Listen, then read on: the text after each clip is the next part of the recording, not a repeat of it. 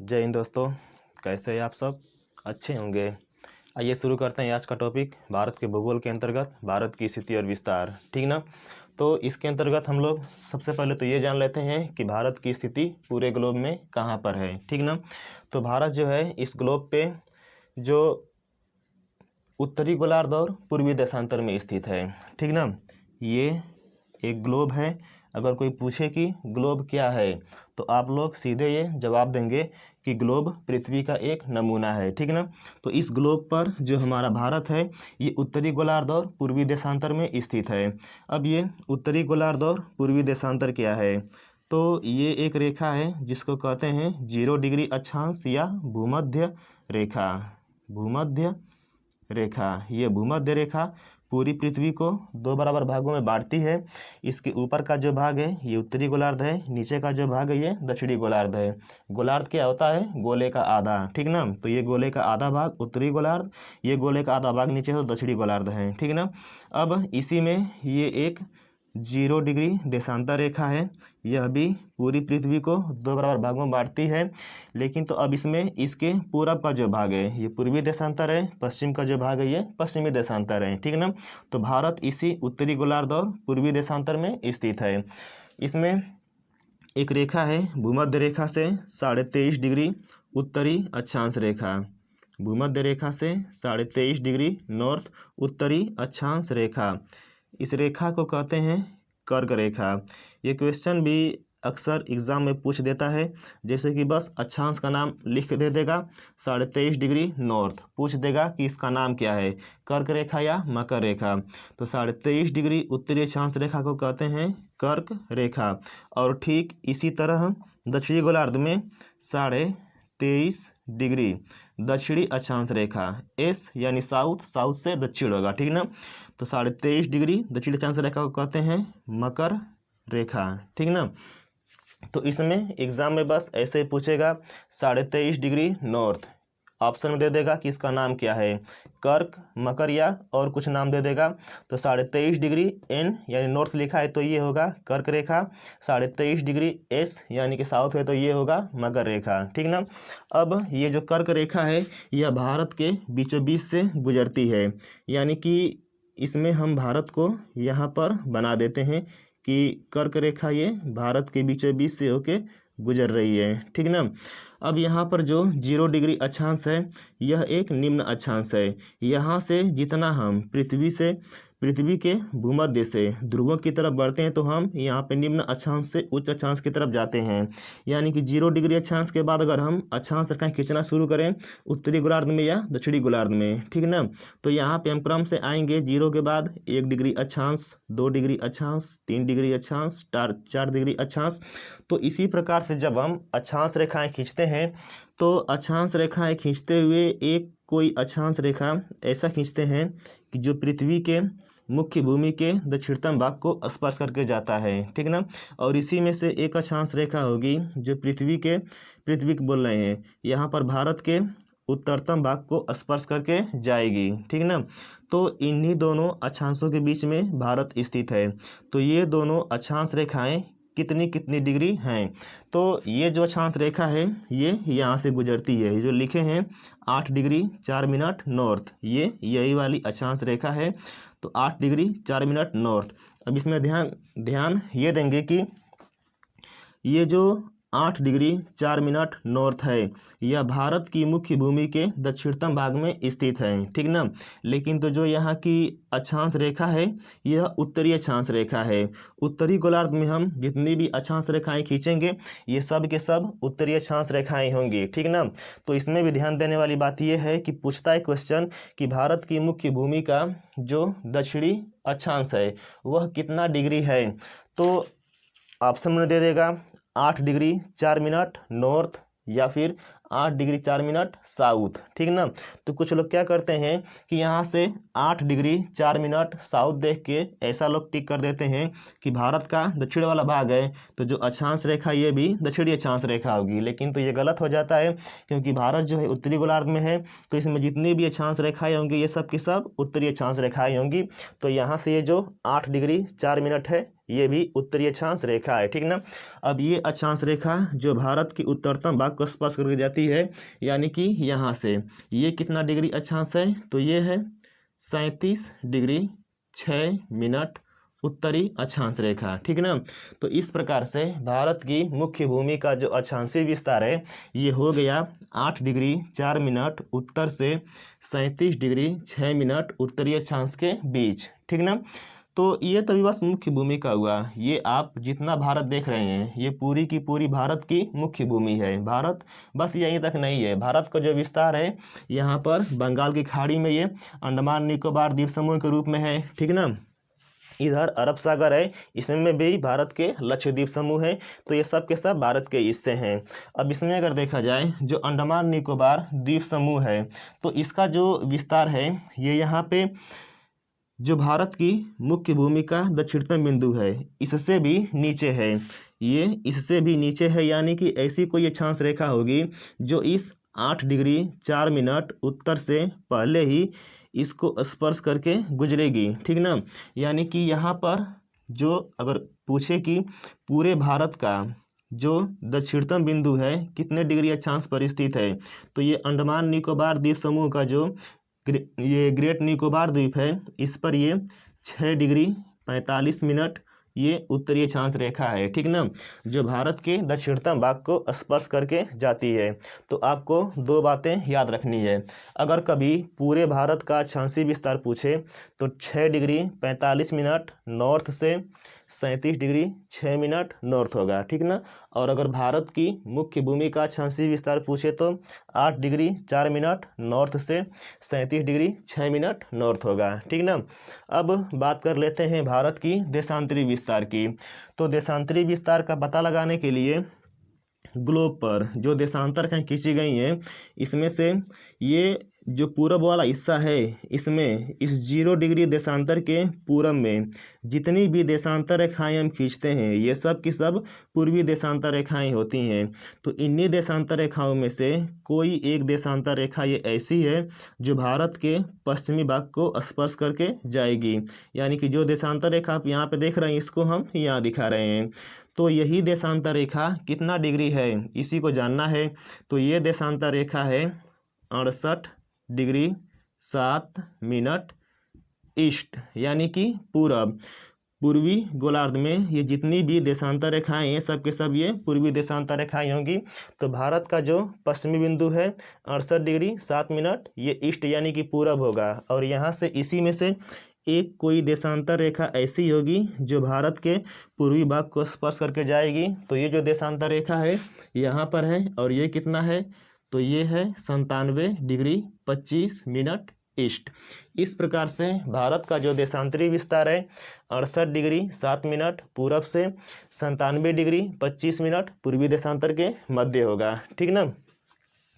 अब इसमें बात ये कर लेते हैं कि इस भारत की जो उत्तर दक्षिण लंबाई और पूरब पश्चिम चौड़ाई है ये कितनी है, ठीक ना।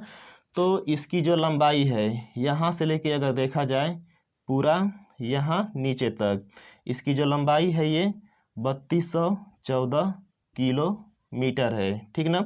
और इसकी जो चौड़ाई है यहाँ से लेके पूरी यहाँ तक इसकी जो चौड़ाई है ये है 2933 किलोमीटर, ठीक ना।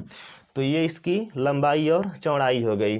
अगर भारत के क्षेत्रफल की बात किया जाए कि भारत का कुल क्षेत्रफल कितना है, तो कुल क्षेत्रफल है 32,87,263 वर्ग किलोमीटर। इसका क्षेत्रफल कितना है एग्जैक्ट याद होना चाहिए, लंबाई चौड़ाई कितनी है ये भी याद होना चाहिए, ठीक ना। अब इसके साथ ही ये भी देख लेते हैं, क्वेश्चन बनता है कि भारत की आकृति कैसी है। तो भारत की आकृति यहाँ पे चतुष्कोणीय है। ये जो आकृति आप भारत की देख रहे हैं यह चतुष्कोणीय आकृति है, ठीक ना।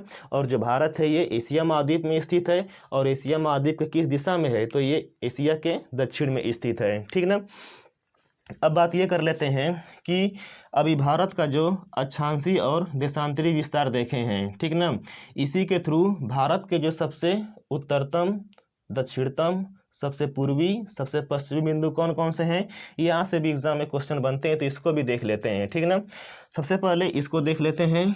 ये भारत का सबसे पश्चिमी बिंदु है, जो 68 डिग्री 7 मिनट पूर्वी देशांतर रेखा जहाँ से गुजरती है, यही भारत का सबसे पश्चिमी बिंदु है, ठीक ना। तो इसका नाम क्या क्या है, इसको देख लेते हैं।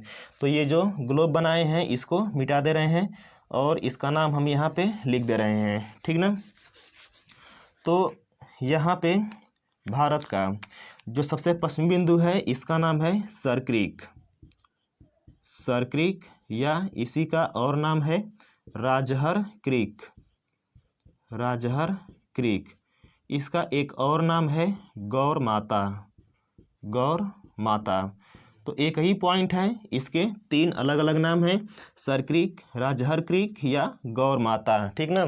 और ये किस राज्य में है भारत के, तो ये गुजरात में है, ठीक। अब बात कर लेते हैं भारत के सबसे पूर्वी बिंदु की।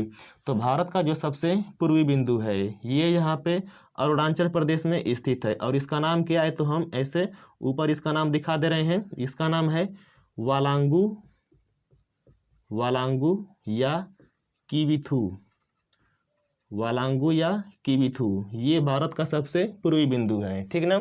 अगर भारत की उत्तरी बिंदु की बात करें जो यहाँ पे लद्दाख में स्थित है, तो इसका नाम है इंदिरा कौल, यहाँ पर स्थित है इंदिरा कौल। इस नाम को हम ऐसे एरो के थ्रू यहाँ पर दिखा दे रहे हैं कि ये जो जगह है इंदिरा कौल है, इंदिरा कौल, ठीक। और किस राज्य में है, तो भारत के ये लद्दाख में स्थित है। अब देख लेते हैं कि भारत का सबसे दक्षिणतम बिंदु कौन सा है, ठीक ना। ध्यान में रखिएगा, भारत का सबसे दक्षिणतम बिंदु तो वो है अंडमान निकोबार के ग्रेट निकोबार द्वीप समूह में स्थित इंदिरा पॉइंट, ठीक ना। तो इसको हम ऐसे ऊपर दिखा दे रहे हैं। जो भारत का सबसे दक्षिणतम बिंदु है वो है इंदिरा पॉइंट, इंदिरा पॉइंट। इसके भी और अलग अलग नाम हैं, जैसे कि इसको और कहते हैं इंदिरा पॉइंट को पिग्मिलियन पॉइंट, पिग्मिलियन पॉइंट। इसी को और नाम देते हैं पार्सन पॉइंट, पार्सन पॉइंट, ठीक ना। इंदिरा पॉइंट, पिग्मिलियन पॉइंट या पार्सन पॉइंट, तो ये अंडमान निकोबार के ग्रेट निकोबार द्वीप समूह में स्थित है। अब ये तो हो गया भारत का दक्षिणतम बिंदु, ठीक ना। अभी इसका एक और क्वेश्चन ये बचा है कि भारत की मुख्य भूमि का दक्षिणतम बिंदु, इसका नाम क्या है, ठीक ना। तो इसका नाम है कन्याकुमारी। जो भारत की मुख्य भूमि का दक्षिणतम बिंदु है ये है कन्याकुमारी, और यह भारत के किस राज्य में स्थित है, तो ये तमिलनाडु में स्थित है, ठीक ना। तो इस प्रकार से हम भारत के पूर्वी, पश्चिमी, उत्तरी, दक्षिणी बिंदु को देख लिए, ठीक। अब बात करते हैं भारत की स्थलीय सीमा की, ठीक ना, कि भारत की स्थल सीमा की कुल लंबाई कितनी है। तो भारत की स्थल सीमा की कुल लंबाई, स्थल सीमा की कुल जो लंबाई है वो है 15,200 किलोमीटर। अब भारत की जो स्थल सीमा है ये कहाँ से कहाँ तक है, तो इसको भी देख लीजिए। भारत की जो स्थल सीमा है वो यहाँ से लगाए इस प्रकार से ये गई है, और यहाँ बांग्लादेश से घूम के पश्चिम बंगाल तक यहाँ तक आई है। ये पूरी की पूरी भारत की स्थल सीमा है, और इसी की जो लंबाई है ये 15,200 किलोमीटर है, ठीक ना। अब इस स्थल सीमा से, भारत की स्थल सीमा से सटे हुए जो देश हैं वो भारत के पड़ोसी देश कहलाते हैं।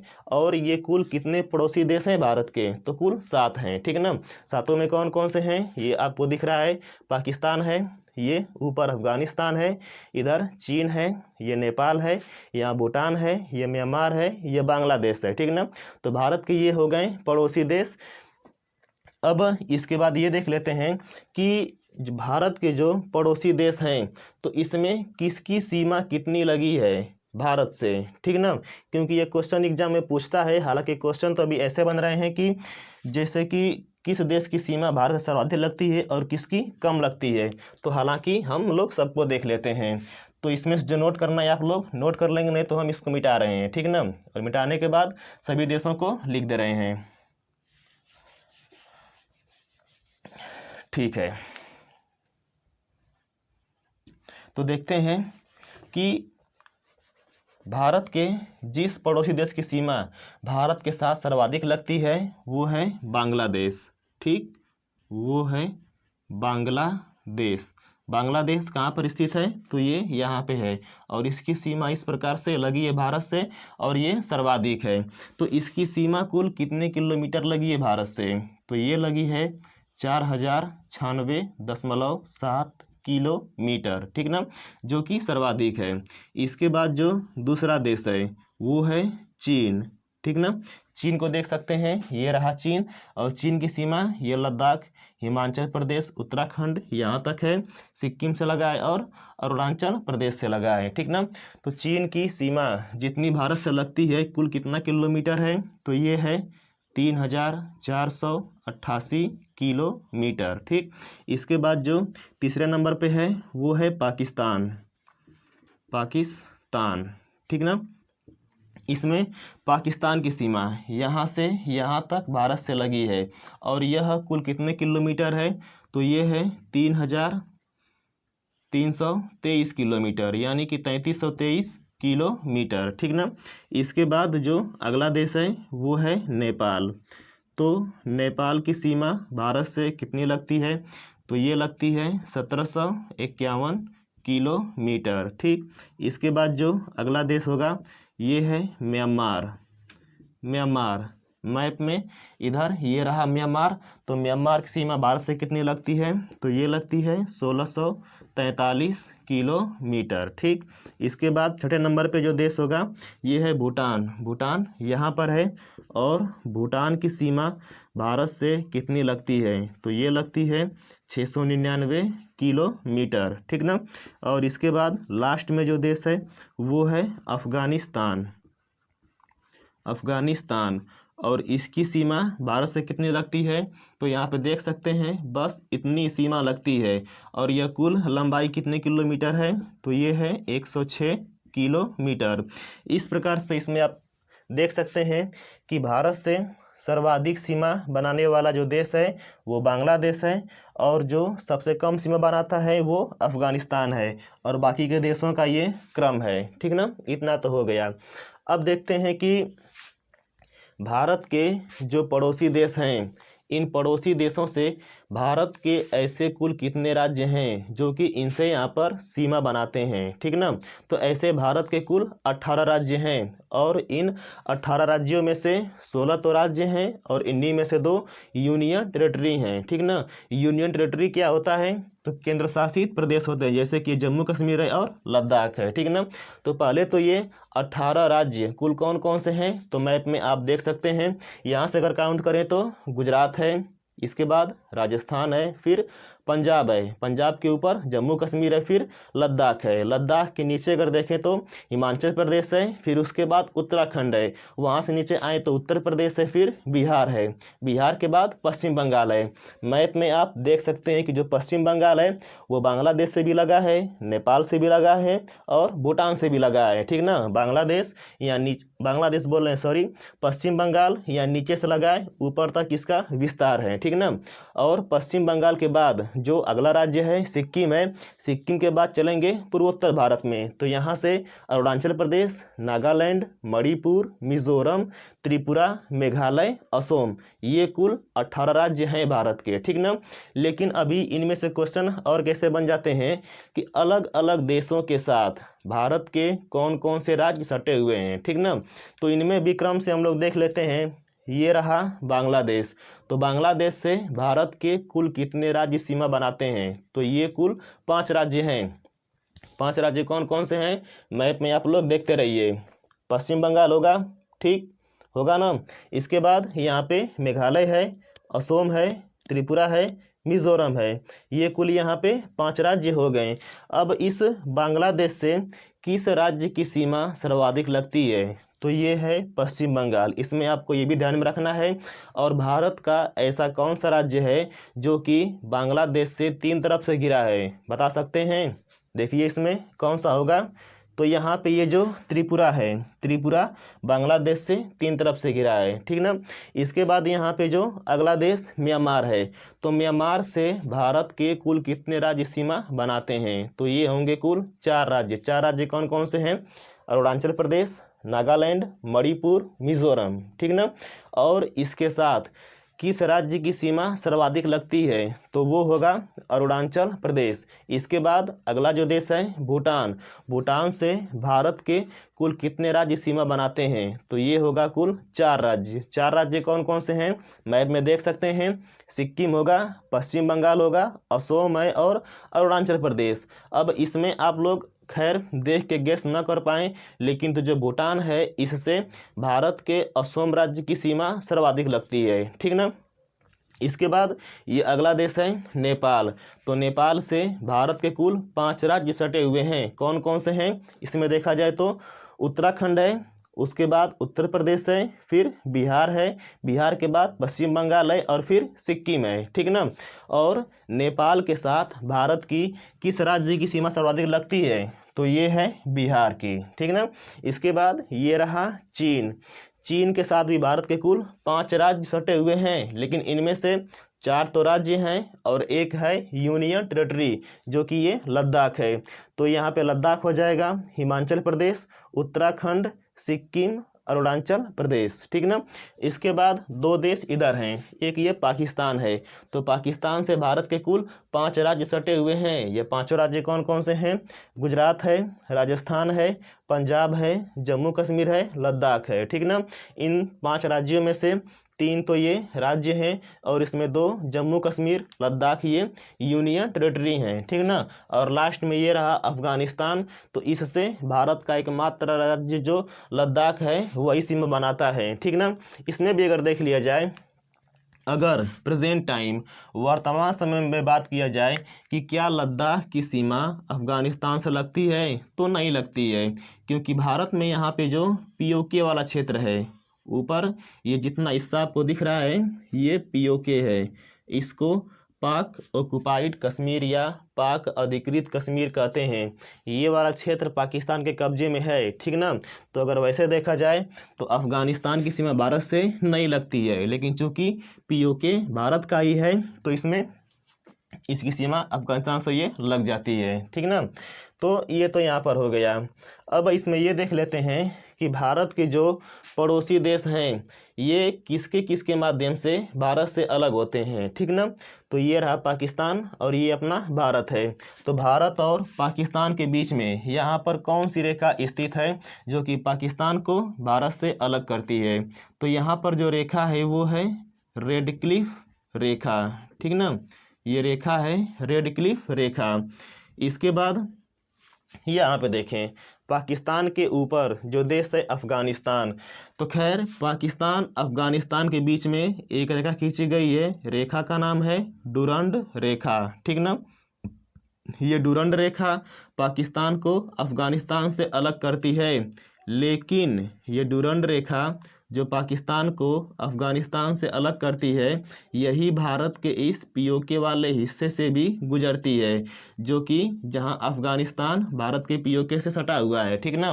तो क्वेश्चन ये भी बनता है कि भारत को अफ़गानिस्तान से कौन सी रेखा अलग करती है, तो यही जो डुरंड रेखा ऐसे जाते हुए यहाँ से गुजरी है, यही डुरंड भारत को भी अफ़गानिस्तान से अलग कर देती है, ठीक ना। तो इसके बीच में भी यही रेखा है डुरंड रेखा, भारत और अफ़गानिस्तान के बीच में। इसके बाद ये रहा चीन। भारत और चीन के बीच में कौन सी रेखा स्थित है, तो इसमें है मैकमोहन रेखा। मैकमोहन रेखा, ये मैकमोहन रेखा भारत को चीन से अलग करती है। लेकिन सवाल ये उठता है कि जो मैकमोहन रेखा है, जैसे कि जो चीन की सीमा है भारत में यहाँ से यहाँ तक लगी है, सिक्किम में है और ये यहाँ पर भी है। तो मैकमोहन रेखा क्या ये हर जगह है या किसी एक राज्य विशेष के साथ है, तो ये मैकमोहन रेखा भारत के बस अरुणाचल प्रदेश के साथ खींची गई है, ठीक ना। यहीं तक ये मैकमोहन रेखा है। तो मैकमोहन रेखा भारत के अरुणाचल प्रदेश और चीन के बीच स्थित है, ठीक ना। इसके बाद ये नेपाल है। कभी सुने हैं कि नेपाल को भारत से कौन सी रेखा अलग करती है, अगर नहीं जानते हैं तो जान लीजिए।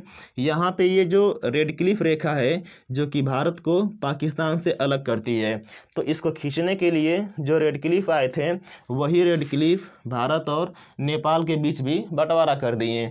तो भारत और नेपाल के बीच में जो सीमा रेखा है ये भी रेड क्लिफ ही है।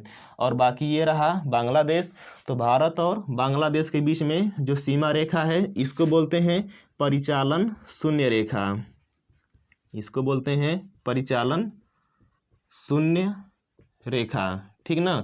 और यहाँ से भारत और म्यांमार के बीच में जो प्राकृतिक विभाजन है, तो यहाँ पर एक पर्वत है, पर्वत का नाम है आराकामयुमा पर्वत, ठीक ना, नोट कर लेंगे। इसके बीच में है आराकामयुमा पर्वत जो भारत को म्यांमार से प्राकृतिक रूप से अलग करता है, ठीक ना। और उसके बाद यहाँ से एक और क्वेश्चन बनता है डुरंड रेखा के अलावा कि पाकिस्तान अफगानिस्तान के बीच में कौन सा पर्वत स्थित है। तो यहाँ पे इन दोनों देशों की सीमा के बीच एक पर्वत है, पर्वत का नाम है हिंदू कुश पर्वत, ठीक ना। ये हिंदू कुश पर्वत प्राकृतिक रूप से पाकिस्तान को अफगानिस्तान से अलग करती है, ठीक ना। तो अगर चाहें तो इसका एक स्क्रीनशॉट ले लीजिए।